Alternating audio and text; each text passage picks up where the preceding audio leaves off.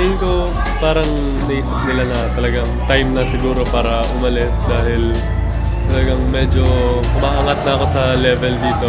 Hindi ko rin masabi kung saan ako mapupunta. Malalaman ko yun after pa nitong pag-aaral ko sa Ateneo. Kahit last year pa, kasi mula nung na-expose siya sa FIBA, sa international competition, nakaka-attract siya ng mga offers and then mga opportunity na.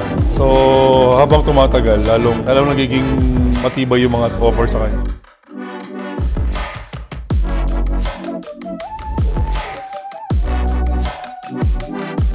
The whole family. Kasi ang isa sa mga deal niya sa amin ng mami niya, kung aalis ako dito or mag-stay ako dito, gusto ko kasama ko kaya. Okay lang sa akin na mag-isa siya, di ba? Kasi mas mabilis siya mag-improve, alam mo yun, mas mabilis siya magiging independent. Sinabi ko sa kanya dati na bakit mo gusto kami kasama? Sabi niya sa akin, Dad, ang gusto ko kasi, habang kaya ko kayong kasama ko kayo. Kasi later on, kakaroon ako ng pamilya, maghihiwalay din tayo. So parang ako oo nga no? Hindi ko naisip dati yun. Request ni Gaye. Lahat naman yun para kay Gaye.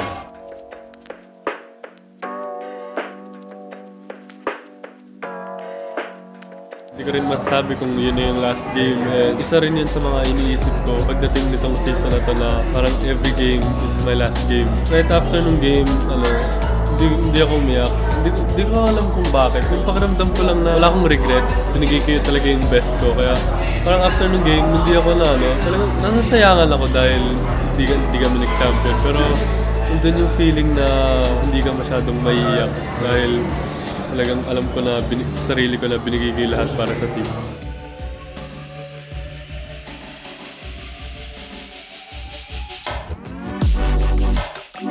Minsan lang dumating sa Pilipino itong ganitong opportunity. So talagang sinasala namin, lalo na kami, ng mami niya, ano ba yung kapabuti ng anak namin? Makuha niya yung dream niya mag-NBA. As of now, kailangan niya lumakas. Kailangan may training siya sa core, kung paano siya lumakas. And then, yung competition, kung ano yung kailangan mga laban niya. Kasing lalaki niya or kasing edad niya na magkukompete siya na alam mo na pupuntahan yung mga ginagawa. Mostly Spain, Germany, US meron talaga dati pa.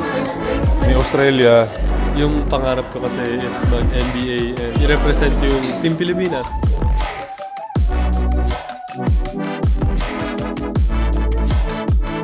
Mag-aaral muna kayo. Chill lang kayo dyan kasi dadating tayo sa point na yun. Malalaman nyo na yun kapag nag-decision ako. This year. After nga nitong pag-aaral sa Ateneo, doon ako mag-decide.